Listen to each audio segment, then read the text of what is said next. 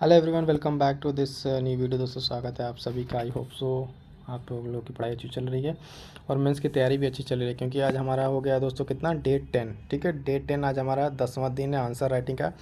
और आज काफ़ी इम्पोर्टेंट नहीं, मोस्ट इम्पोर्टेंट क्वेश्चन एकदम लगा लीजिए इस क्वेश्चन को, क्योंकि ये क्वेश्चन चाहे यूपीएससी हो चाहे स्टेट पीसीएस हो, इस बार ये क्वेश्चन आना एकदम लगभग तय है, क्योंकि ये चीज़ इतनी न्यूज़ में आ चुकी है ना, और इस पर इतने सवाल उठ चुके हैं। आप देख के जैसा थंबनेल समझ गए होंगे कि आज का हमारा जो क्वेश्चन है वो क्वेश्चन है इलेक्शन कमीशन यानी भारत का निर्वाचन आयोग पे हमारा क्वेश्चन है।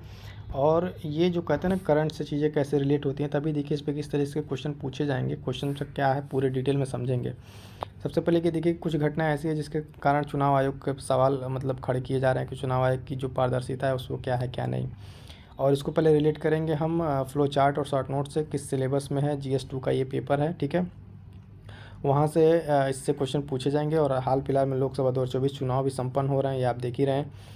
तो फटाफट से देखेंगे पहले क्वेश्चंस को, और इस क्वेश्चन में किस तरीके से क्या क्या चीज़ें पूछी। उससे पहले एक चीज़ बता दें कि जो लोग टेलीग्राम से नहीं जुड़े हैं वो फटाफट से जुड़ जाएं, वहाँ पे आपको सारी चीज़ें अवेलेबल हैं, फ्री का स्टडी मटेरियल और स्पेशल मेंटरशिप प्रोग्राम भी। अब देखिए यहाँ पे रिसेंटली एक जो ADR है, एक NGO उसने सुप्रीम कोर्ट में याचिका दायर किया था, तो उसमें चुनावी आंकड़ों से लेके इस पर बवाल मचा हुआ है। ठीक है, तो निर्वाचन आयोग और उसमें सुप्रीम कोर्ट का भी इन्वॉल्वमेंट आ गया है। ठीक, तो इस तरीके से जब देखेंगे तो घटनाएं जिससे कि मान लीजिए इलेक्शन आयोग इसकी क्या है पारदर्शिता पे सवाल उठ रहे हैं, तो जाहिर सी बात है कि जब आप ब्यूरोक्रेट एक तैयारी के उसमें हैं, आप सिविल सर्विस बनने जा रहे हैं कि उसमें, तो आपसे ये क्वेश्चन पूछा जाना एकदम सब है कि इस पे आपकी राय क्या है और किस तरीके से निर्वाचन आयोग को इसके पक्ष को एकदम स्पष्ट और इसकी शुचिता को बनाए रखा जा सकता है। तो देखेंगे GS पेपर 2 में ये संवैधानिक निकाय और पारदर्शिता और जवाबदेहिता से रिलेटेड है। इसको समझेंगे वही अपने ट्रेडिशनल तरीके से कि फ्लो चार्ट और शॉर्ट नोट्स के माध्यम से पहले आपको क्वेश्चन बता देंगे। ठीक है, क्वेश्चन क्या है और उसका एक फॉर्मेट बताएंगे, क्वेश्चन का आपको फॉर्मेट बताएंगे, और देन उसके बाद से इसके सारे एस्पेक्ट्स को एक्सप्लेन करेंगे। तो फटाफट से रेडी हो जाइए, है ना। और देखिए इस क्वेश्चन को काफ़ी इंपॉर्टेंट होने वाला है। क्वेश्चन जो है क्वेश्चन है यहाँ पे कि दो प्रश्न हैं, पहले आज एक प्रश्न करेंगे और एक प्रश्न को नेक्स्ट वीडियो में करेंगे। दोनों मोस्ट इंपॉर्टेंट क्वेश्चन है। पहले क्वेश्चन में हम लोग डिस्कस करेंगे कि जो इलेक्शन कमीशन है, ठीक है, ये क्या है, किस तरीके से इसका कॉन्स्टिट्यूशनल प्रोविज़न है। और अगले क्वेश्चन में बात करेंगे कि इसकी सूचिता पे किस तरीके से क्या क्या प्रॉब्लम्स इसको आ रही हैं, कैसे इसमें सुधार किया जा सकता है। इस पर मेंस में क्वेश्चन पूछे जा चुके हैं। ठीक है, ये 2022 का क्वेश्चन, आचार संहिता के उद्भव के आलोक में भारत के निर्वाचन आयोग की भूमिका की विवेचना की। तो ये मेंस में एक बार क्वेश्चन आ भी चुका है यूपीएससी के, साथ साथ प्रीलिम्स में भी आ चुका है। तो फटाफट से पहले हम इसको स्ट्रक्चरिंग करके आपको दिखा दें कि स्ट्रक्चर कैसे करना है। तो पहले पार्ट में हम आपको डिस्कस करेंगे जो वो यहाँ पे स्ट्रक्चर समझिए कि भारत का निर्वाचन आयोग, इसके परिचय और ये क्या है और किस तरीके से ये काम करता है। ठीक है, इसका संवैधानिक प्रावधान क्या है, किस भाग में है, किस अनुच्छेद में है, यानी इसके संवैधानिक प्रावधान के बारे में बात करेंगे, इसके डिफरेंट एस्पेक्ट्स, ये दो एस्पेक्ट्स पे चर्चा करेंगे। देन उसके बाद जब ये चीज़ समझ जाएंगे भारत के निर्वाचन आयोग के बारे में, उसके बाद से हम इसके जो इलेक्शन कमिश्नर की जो मुख्य चुनाव आयुक्त और इसके बाकी जो अधिकारी हैं उसके स्ट्रक्चर के बारे में बात करेंगे, यानी EIC की संरचना। ठीक है, इलेक्शन कमीशन ऑफ इंडिया, उसमें देखेंगे कि मुख्य चुनाव आयुक्त, ठीक है, और उसके बाद दो अन्य चुनाव आयुक्त होते हैं। ठीक है, ये इनका स्ट्रक्चर हो गया। उसके बाद से इन आयुक्तों की नियुक्ति कैसे होती है, कार्यकाल क्या होता है, निष्कासन कैसे होता है, सीमाएं क्या है। और उदाहरण एक मोस्ट इंपॉर्टेंट एग्जांपल के साथ कि अनूप बर्नवाल बनाम यूनियन ऑफ इंडिया का केस 2023 के केस को डिस्कस भी करेंगे। उसके साथ कुछ प्रीलिम्स का क्वेश्चन है उसको भी डिस्कस करेंगे। तो ये चीज़ आपको समझ में आएगी कि आंसर राइटिंग में चीज़ को कैसे, ये बेसिक सा क्वेश्चन बनेगा यहाँ पे। ठीक है, जिसमें हमको निर्वाचन आयोग के बारे में चीज़ें एक्सप्लेन करनी है, जो क्वेश्चन पूछा जा चुका है ना। और अगले क्वेश्चन में हम बात करेंगे तो उस क्वेश्चन को भी डिस्कस करेंगे। तो ये चीज़ आपको समझ में आएगा कि किस तरीके से हमारा आज का फॉर्मेट रहने वाला। चलिए फटाफट से अब आगे एक्सप्लेन करते हैं। अब देखिए इसके चर्चा में आने के एक और कारण क्या थे, हाल फिलहाल में चर्चा में आया था वहाँ से भी, कि भारत के निर्वाचन आयुक्त ने लोकसभा चुनाव की घोषणा से कुछ दिन पहले अपना त्यागपत्र दे दिया था। तो यहाँ पे भी एक इसकी पारदर्शिता पर सवाल उठाया जा रहा था कि क्यों इस तरीके की चीज़ें घटित हो रही हैं चुनाव आयोग में। अब चलिए फटाफट से जो उसकी डिटेलिंग को देखते हैं। अब यहाँ से समझिएगा, समझने वाला है, पूरा एकदम कंसेप्ट है, इसको याद भी रखना पड़ेगा आपको आंसर राइटिंग के लिए। भारत का निर्वाचन आयोग क्या है ये, तो इसका एक परिचय जानिए। भारत का निर्वाचन आयोग जो है एक स्वायत्त संवैधानिक प्राधिकरण या संवैधानिक बॉडी है, भारत में संघ और राज्य निर्वाचन प्रक्रियाओं के प्रशासन के लिए जिम्मेदार है। तो इसमें करता है क्या चुनाव आयोग, ये एक संवैधानिक निकाय है, ठीक है, यानी भारत के कॉन्स्टिट्यूशन में इसका उसमें उल्लेख है। और ये भारत का संघ यानी सेंट्रल लेवल पर और राज्य लेवल पर जो भी चुनाव होते हैं उसका ये देख रेख करता है। इसकी स्थापना की बात करें तो 25 जनवरी 1950 को संविधान के अनुसार की गई थी और राष्ट्रीय मतदाता दिवस के रूप में मनाया जाता है 25 जनवरी को। अब देखिए यहाँ से प्रीलिम्स के क्वेश्चन बन जाएंगे, प्रीलिम के 2 क्वेश्चन यहाँ से निकल के आ जाएंगे। क्या एक चीज़ तो पहला क्वेश्चन कि निर्वाचन आयोग जो है वो संवैधानिक निकाय है कि नहीं, कौन सा निकाय है, संवैधानिक निकाय है कि नॉन कॉन्स्टिट्यूशनल या कॉन्स्टिट्यूशनल गैर संवैधानिक है, किस तरीके का संस्था है, पहली चीज़। दूसरी चीज़ यहाँ पे देखेंगे 25 जनवरी 1950, ये चीज़ यहाँ पे इंपॉर्टेंट हो जाती हैं। इसमें राष्ट्रीय मतदाता के रूप में मनाया जाता है 25 जनवरी को, ठीक है, और इसका सचिवालय नई दिल्ली में है, ठीक।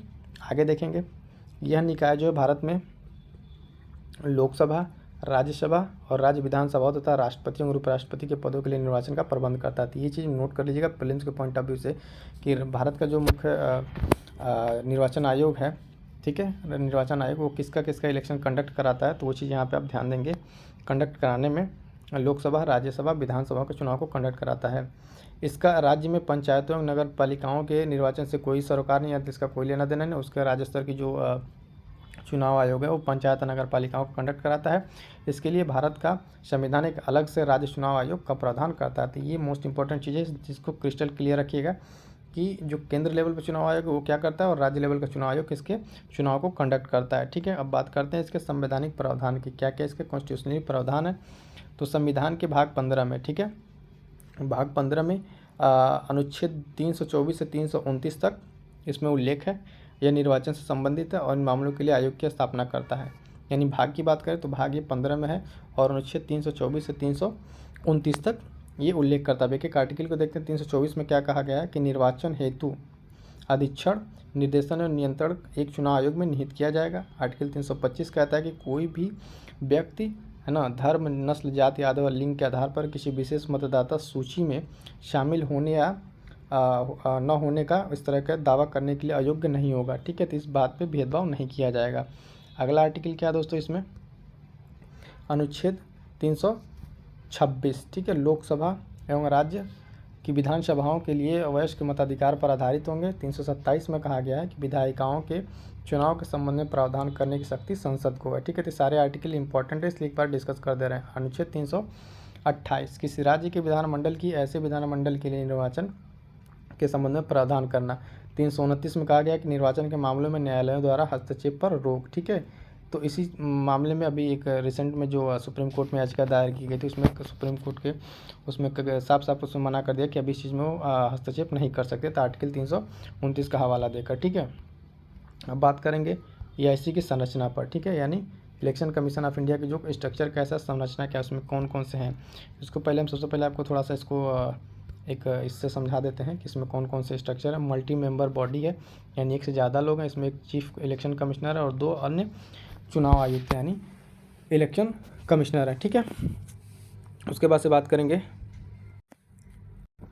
तो देखेंगे अपॉइंटमेंट और टर्म ऑफ ऑफिस प्रेसिडेंट के द्वारा होता है 6 साल या 65 वर्ष, जो भी इन दोनों में से पहले उसके लिए हो जाता है। ये क्वेश्चन पूछा हुआ प्रीलिम्स में है कि इनका कार्यकाल कितना होता है। रिमूवल कैसे होता है, तो इनका रिमूवल भी वैसे इम्पीचमेंट के द्वारा होता है, जैसे कि इलेक्शन कमीशन रिकमेंड करेगा अदर के लिए, ठीक है। तो ये चीज़ों की हम आपको बता रहे थे, यहाँ पे डिटेल में एक्सप्लेन कर दे रहे हैं इसको संरचना के बारे में, ठीक है। यहाँ देखिए, मूल रूप से अगर बात करेंगे आयोग में तो केवल एक चुनाव आयुक्त थे पहले, सबसे पहले की जब बात है, ठीक है। लेकिन चुनाव आयुक्त संशोधन करके इसमें 1979 में, ठीक, इसके बाद से एक बहुसदस्यीय निकाय को बना दिया गया। चुनाव आयुक्त में मुख्य चुनाव आयुक्त इस आयोग में और 2 अन्य आयुक्त होते हैं जिनकी नियुक्ति राष्ट्रपति द्वारा समय समय पर किया जाता है, ठीक है। वर्तमान में CEC में 2 चुनाव आयुक्त, ठीक है, शामिल हैं और एक मुख्य चुनाव आयुक्त हैं। राज्य स्तर पर चुनाव आयोग का मुख्य निर्वाचन अधिकारी द्वारा सहायता प्रदान की जाती है। ये तो ठीक है, एडिशनल इन्फॉर्मेशन हो गई।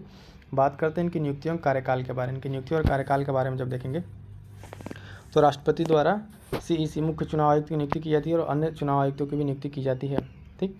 उसकी सेवा और शर्तें, कार्यकाल अवधि वो सब अधिनियम के द्वारा मेंशन, उतना ज़्यादा डिटेल में नहीं जाना है। 6 साल का एक निश्चित कार्यकाल होता है या 65 वर्ष, इन दोनों में से जो भी पहले हो वो उनका कार्यकाल होता है, ठीक है। ये इन्फॉर्मेशन। अगला देखेंगे, इनका वेतन और जो भी सेवा शर्तें हो कैबिनेट सचिव के बराबर होती हैं। कई बार वो क्रोनोलॉजिकल आर्डर में दे देता है, पूछता है कि इनके वरीयता क्रम में सेट कीजिए, जिसमें कैबिनेट सचिव, इलेक्शन कमीशन, मुख्य चुनाव आयुक्त, कंट्रोलर, ऑडिटर जनरल सब दे देता है, तो उसके हिसाब से देखिएगा सेवा इनकी कैबिनेट सचिव के बराबर है। इन्हें भारत के सर्वोच्च न्यायालय में न्यायाधीशों के समकक्ष दर्जा प्राप्त होता है और समान वेतन एवं भत्ते मिलते हैं। किनके बराबर? सर्वोच्च न्यायालय के न्यायाधीशों के बराबर। ठीक है, इनके निष्कासन के बारे में देखेंगे। निष्कासन इनको निकाला कैसे जा सकता है, तो निकालने की बात की प्रक्रिया है कि कभी भी तो अपने मर्जी से त्याग पत्र दे सकते हैं, अपने कार्यकाल से पहले भी हटाया जा सकता है, लेकिन किस तरीके से? सर्वोच्च न्यायालय के न्यायाधीशों के हटाने की प्रक्रिया के तहत, जिस तरीके से एक सर्वोच्च न्यायालय के न्यायाधीश को हटाया जाता है, ठीक उसी प्रकार से इन चुनाव आयुक्तों को हटाया जा सकता है। ठीक है, सीमाएँ क्या क्या हैं इनके बारे में, क्या क्या इनके बाउंडेशन है? तो संविधान में चुनाव आयोग के सदस्यों की योग्यता कानूनी, शैक्षणिक और प्रशासनिक न्यायिक निर्धारित नहीं की गई है। ये क्वेश्चन प्रीलिम से बन जाएगा कि इनकी जो आयोग के सदस्यों की योग्यता के बारे में सीधे स्टेटमेंट दे दे कि ये योग्यता होनी चाहिए। ध्यान दीजिएगा, यहाँ पे कोई योग्यता की बात नहीं की गई है। ठीक है, संविधान में चुनाव आयोग के सदस्यों के कार्यकाल को निर्दिष्ट नहीं किया गया है और संविधान ने सेवानिवृत्त हो चुके चुनाव आयुक्तों को सरकार द्वारा किसी और नियुक्ति से वंचित नहीं किया, यानी दोबारा इनका किसी और फील्ड में रिक्रूटमेंट हो सकता है। अब बात करेंगे कि एक जो केस था मोस्ट इंपॉर्टेंट, हम आपसे केस के डिस्कस करने वाले थे, बताए थे कि अनूप बर्नवाल बनाम यूनियन ऑफ इंडिया केस 2023। इस केस में क्या था कि सर्वोच्च न्यायालय की 5 न्यायाधीशों की पीठ ने सर्वसम्मति से निर्णय सुनाया कि मुख्य चुनाव आयुक्त और चुनाव आयुक्तों की नियुक्ति राष्ट्रपति द्वारा प्रधानमंत्री और लोकसभा में विपक्ष के नेता एवं भारत के मुख्य न्यायाधीशों की एक समिति के सलाह पर होगी। अपॉइंटमेंट से रिलेटेड था, तो इस तरीके से होगी। यदि विपक्ष का कोई नेता उपस्थित नहीं है तो संख्या के आधार पर लोकसभा के सबसे बड़े विपक्षी दल के नेता को इस समिति को इसमें हिस्सा बनाना होगा। ठीक है, संसद ने अनूप बर्नवाल बनाम भारत केस के मामले में 2023 में सर्वोच्च न्यायालय के निर्देश के प्रत्युत्तर में मुख्य चुनाव आयुक्त और अन्य चुनाव आयुक्तों की नियुक्ति, सेवा शर्तों एवं कार्यकाल की अवधि के अधिनियम 2023 पारित किया था। तो ये तो था आज के क्वेश्चन पूरी डिटेलिंग। फटाफट से देखते हैं इस पर प्रीलिम्स में क्या क्वेश्चन बना है। 2017 में एक क्वेश्चन बना है इस पर सिविल सेवा में, तो इस क्वेश्चन को हम आपको यहाँ दिखा दें, इंक्लूड कर दिए हैं। क्वेश्चन है, निम्नलिखित कथनों पर विचार कीजिए। ठीक है, विचार कीजिए कि भारत का निर्वाचन आयोग 5 सदस्यीय निकाय है। अब बताइए, 5 सदस्यीय निकाय है, इस तरह का हमने कहीं पढ़ा है नहीं, पहला गलत हो जाएगा। संघ का गृह मंत्रालय आम चुनाव, उप चुनाव दोनों के लिए चुनाव कार्यक्रम तय करता है, ऐसा भी कुछ नहीं दिख रहा है। ठीक है, और निर्वाचन आयोग मान्यता प्राप्त राजनीतिक दलों के विभाजन विलय संबंधी विवाद को निपटाता है। तो ठीक है, तो सही लग रहा है। अब इसका ऑप्शन देख लेते हैं क्या क्या है। उपयुक्त में से कौन सा से सही है? तो पहला तो सही नहीं था, पहला काट दीजिए, 1 और 2 को, दूसरा भी गलत था, दूसरा भी गलत था। बचा क्या हमारे पास? डी, यानी ऑप्शन डी हमारा केवल 3 यहाँ पे सही है। और फिर से आपको दिखा दें, ये पहला गलत हो गया था क्योंकि 5 सदस्य ये टीम नहीं है, 3 सदस्य है। गृह मंत्रालय करता नहीं, गलत हो जाएगा, बस तीसरा सही था, तो इसका राइट आंसर तीसरा हो जाएगा। ठीक है, चलिए दोस्तों एक चीज़ और बता दें आपको कि आंसर राइटिंग सेशन को लेके जो जीएस पेपर 5 और 6 और यूपी स्पेशल मेंस बिगनर्स कैसे आंसर राइटिंग करें, खासकर यूपी पीसीएस मेंस के लिए उसके लिए एक सेपरेट वीडियो चैनल पर अवेलेबल है, आप जाकर उसको देखिए, ये काफ़ी हेल्पफुल होने वाला है जो भी नए एस्पिरेंट्स आंसर राइटिंग करना सीखना चाहते हैं उनके लिए। और कैसे एक आंसर राइटिंग में एक अच्छा उत्तर कैसे ले, उसकी गुणवत्ता को कैसे बनाए, ये भी वीडियो अवेलेबल है, एक अलग से हमने डिस्कस कर रखा है, कैसे आंसर को इंग्लिश करें, उसकी गुणवत्ता को कैसे बढ़ाएं, ये आपके लिए काफ़ी हेल्पफुल होना है। इस वीडियो को जाकर आप देखें। और एक वीडियो और बता दें कि मेंस के पर्सपेक्टिव से कि मेंस में पीवाईक्यू का क्या रोल है, ये बुक किस तरीके से आपको हेल्प करने वाली है। जो भी नए साथी हैं फटाफट से जाइए, इस वीडियो को देख डालिए, क्योंकि आपके मेंस की तैयारी को एक अलग ही लेवल पे उसको उसकी गुणवत्ता को बढ़ाएगा। और साथ ही साथ बता दें करंट अफेयर के लिए कुछ चीज़ें आपके लिए हैं, उसको भी देख लीजिएगा। करंट अफेयर की तैयारी करना चाहते हैं और मोस्ट इंपॉर्टेंट क्वेश्चन के साथ ऐसे क्वेश्चंस जो आपके एग्जाम से पूछने काफ़ी पॉसिबिलिटी है, तो आप चैनल विजिट कीजिए और विजिट करने पर आपको देखेंगे तो आपको मिलेगा मंथली करंट अफेयर अप्रैल का। ठीक, इसी तरीके से मंथली मार्च का 2024 का एक महीने की मोस्ट इंपॉर्टेंट क्वेश्चन के साथ बनाई हुई करंट अफेयर की सीरीज। साथ साथ अगर आप इस तरीके से देखना चाहें तो एक साथ 3-3 महीने करंट अफेयर की वीडियो पढ़िए। ठीक है, उसके साथ 3 महीने 4-4 महीने की जो आपका अगर छूट गया नहीं पढ़ पाए हैं, तो इस तरीके से भी करंट अफेयर आप तैयार कर सकते हैं। दोस्तों एक बार जाइए और देखिए करंट अफेयर के इंपॉर्टेंट वीडियोज़ को। ठीक है, मिलते हैं तब तक किसी नेक्स्ट वीडियो में। Thank you so much.